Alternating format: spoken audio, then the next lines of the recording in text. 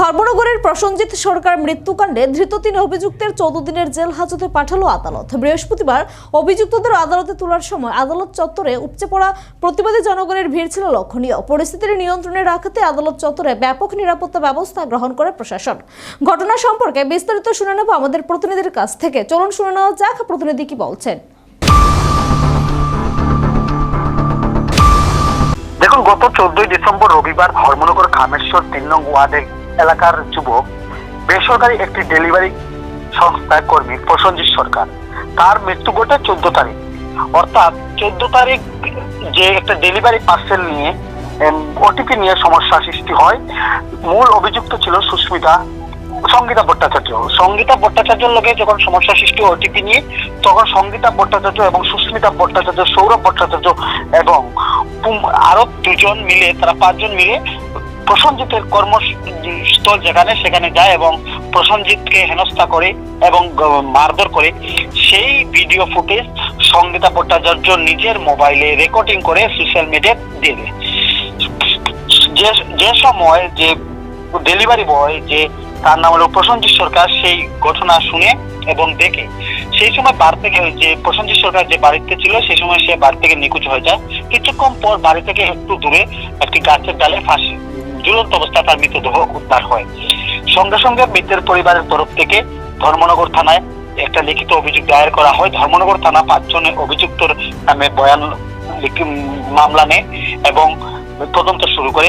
সেই ঘটনা যখন জনসাধারণ জানতে পারে, ধর্মনগর সহ গোটা ত্রিপুরা জানতে পারে, বিভিন্ন এনজিও সংস্থা সহ সামাজিক সমাজকর্মী এবং আপামর জনসাধারণ স্বতঃস্ফূর্তভাবে সব একত্রিত হয়ে ধর্মনগর সহ গোটা ত্রিপুরা যে আন্দোলন করেছিল, তার প্রশাসনিক সরকারের স্মরণ সভা থেকে শুরু করে এবং বিক্ষোভ মিছিল, মৌন মিছিল কিছু বাদ যায়নি। গতকাল রাতে যখন একটা বিক্ষোভ মিছিল বের হয় প্রশাসনিক সরকারের সুষ্ঠু বিচার এবং দোষীদের গ্রেপ্তার দাবিতে, সেই সময় আন্দোলনকারীরা ধর্মনগর থানা ঘেরাও করে।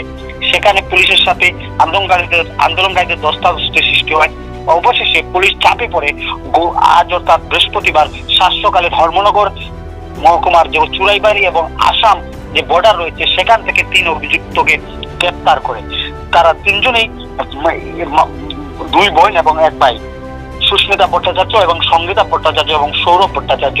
তাদেরকে অ্যারেস্ট করে এবং পরবর্তী সময় বৃহস্পতিবার দুপুরে ধর্মনগর জেলা দায়রা আদালতে পাঠানো হয়।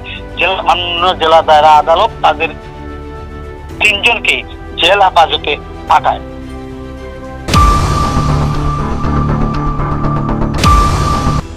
ধর্মনগরে ব্লু ডার্ট নামের ডেলিভারি সংস্থার কর্মী প্রসঞ্জিৎ সরকার মৃত্যুকাণ্ডে 3 অভিযুক্তকে বৃহস্পতিবার ভোরে গ্রেপ্তার করে পুলিশ। উত্তর জেলা পুলিশ সুপারের বয়ান অনুসারে অভিযুক্তদের বৃহস্পতিবার সকালে অসমের করিমগঞ্জ থেকে গ্রেপ্তার করা হয়। ধৃত অভিযুক্তরা হলো সঙ্গীতা ভট্টাচার্য, সুস্মিতা ভট্টাচার্য এবং Sourav Bhattacharya.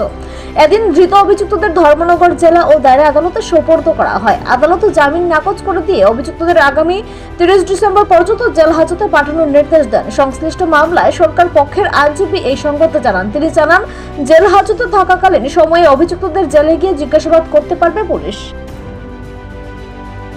Biswajit Das, APP incharge, north Tripura Dharmanagar.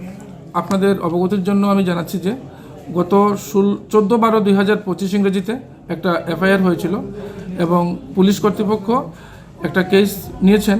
কেসটার number হচ্ছে 122 ধর্মনগর 2025। পুলিশ এখানে 4টি ধারায় মামলা নিয়েছেন। 329-4, 115-2, 103-2 এবং 3-5 ভারতীয় ন্যায় সংহিতা। তো চুরাইবাড়ি এবং আসাম বর্ডার থেকে 3 জন আসামিকে গ্রেপ্তার করে আজকে কোর্টে তোলা হয় মাননীয় সিজেএম দেবলীনা কিলিকদার মহাশয়ার কোর্টে। এবং 3 জন আসামির নাম হলো সঙ্গীতা ভট্টাচার্য, সুস্মিতা ভট্টাচার্য এবং সৌরভ ভট্টাচার্য। তো বেইল হিয়ারিংয়ের পর আদালত বেইল রিজেক্ট করেন এবং তাদেরকে আগামী 30 ডিসেম্বর পর্যন্ত জুডিশিয়াল কাস্টডিতে পাঠানো হয় এবং পুলিশকে আদেশ দেওয়া হয় ওইখানে যাতে ওই আসামিদের ইন্টারোগেশনও করা হয়। এই হলো আজকে আমার সংক্ষিপ্ত বক্তব্য এই কেসের ব্যাপারে। এদিন আদালত চত্বরে প্রচুর সংখ্যক প্রতিবাদী জনগণের উপস্থিতি ছিল লক্ষণীয়। এই নিয়ে আদালত চত্বরে চাপা উত্তেজনা বিরাজ করে। পরিস্থিতি নিয়ন্ত্রণে আনতে আদালত চত্বরে প্রশাসন বিশাল পুলিশ এবং সিআরপিএফ জওয়ান নিযুক্ত করে। এদিকে ডেলিভারি বয় প্রসেনজিৎ সরকারের ঘটনা নিয়ে ধর্মনগরবাসীর মধ্যে চাপা উত্তেজনা ও চাঞ্চল্য বিরাজ করছে। সাধারণ মানুষের একটাই দাবি, ঘটনার সাথে যুক্ত অভিযুক্তদের কঠোরতম শাস্তি প্রদান করা হোক। নিজস্ব প্রতিনিধি রিপোর্ট, এশিয়ান টাইমস।